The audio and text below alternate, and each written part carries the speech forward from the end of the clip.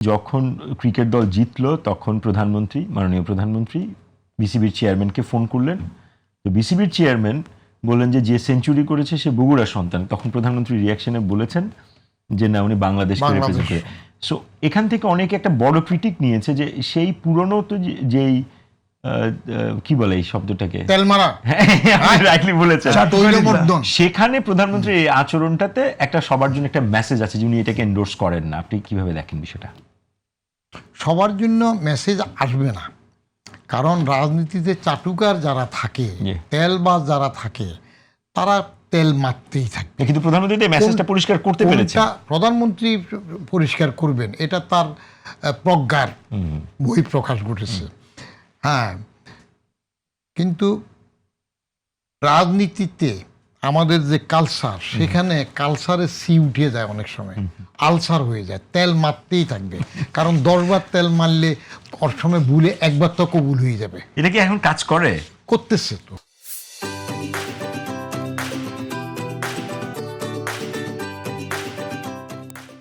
কারণ এই বাজাদের সরকার গঠনের মধ্যে আমরা কি দেখলাম?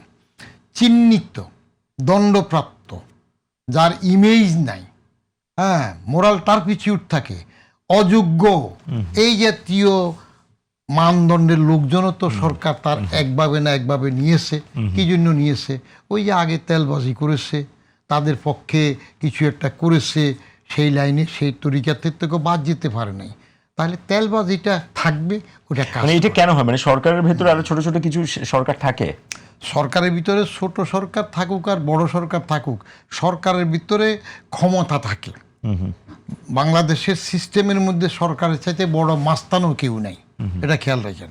কারণ সরকারের হাতে লাইসেন্স পত্র, লাঠিয়াল আছে।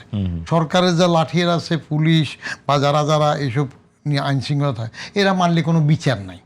বিচার পাইতে বহু ঝামেলা আছে, ন্যায় অন্যায়। অতএব সরকারকে যারা ক্ষমতা যাওয়ার জন্য, সুবিধা পাওয়ার জন্য তেল মারতে থাকবে। এটা হয়তো চট করে বলছেন, এর আগে ওইটা আগের আমলে, হাসিনা আমলে ওইসব কথা হয়েছে, তার আগেও হয়েছে। এটা আমাদের ধারাবাহিকভাবে চলবে। আপনার কাছে আরেকটা প্রশ্ন আমি একটু রাখতে চাই, যেহেতু আইন শৃঙ্খলার প্রসঙ্গটি এসছে বারংবার, এই প্রসঙ্গে যেটি বলা হয় যে পুলিশ তার মোরাল এখনো ফিরে পায়নি, যে কারণে আইন শৃঙ্খলা পরিস্থিতি স্বাভাবিক হতে, মানে এই 6 মাসও আসলে যে লক্ষ্যটা টার্গেট সেট করা হয়েছিল সেটা অর্জিত না হওয়ার পেছনে এই কারণটাকে দায়ী করা হয়। এটা নিয়ে আপনাদের দুজনের, এটা কোনো কারণই না। আপনার মোরাল পায় নাই, মোরাল পায় নাই, মোরাল না পাইলে ওই যেটার মোরাল নাই এখনো, যে সাহস পায় না, তার বাদ দিয়ে দেন না। বাংলাদেশে বেকারের অভাব আছে নাকি? আপনি যে যখন 3 দিন সরকার ছিল না, তারপরে সরকার গঠিত হওয়ার আগের থেকে রাস্তায় বাচ্চা বাচ্চা ছোট্ট ছোট্ট ছেলে ট্রাফিকের কাজ করছে, ওটা করছে, তো সুন্দর তো চলছে।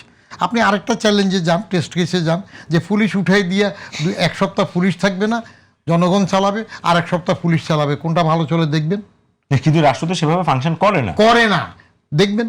তাহলে মোরাল নাই আসে না, এগুলো রাখতেছেন কেন? কিন্তু এখন যেটা করতেছেন আপনি, ওই যে আবার 25 বছর হয়েছে বলে বাদ দিচ্ছেন, এগুলাতে যাচাই বাছাই ঠিক মতো হচ্ছে না। ওই আগে এক দল বাদ দিয়েছে, আরেক দল আসে তারে সব বকেয়া সহ একেবারে পদোন্নতি প্রমোশন সব দিয়ে দিছে। আবার তারা বাদ দিয়েছে, এরা করছে, একই কালচার চলতেছে, যাচাই বাছাই কিছু হচ্ছে না।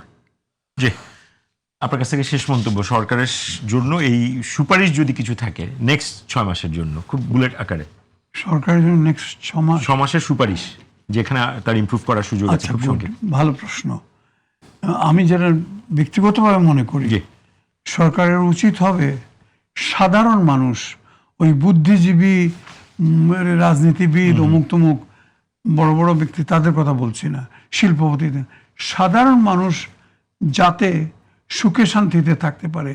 সুখে শান্তিতে থাকার প্রথম ক্রাইটেরিয়া হবে আইন শৃঙ্খলা, এটার উপরে কড়া নজর রাখতে হবে।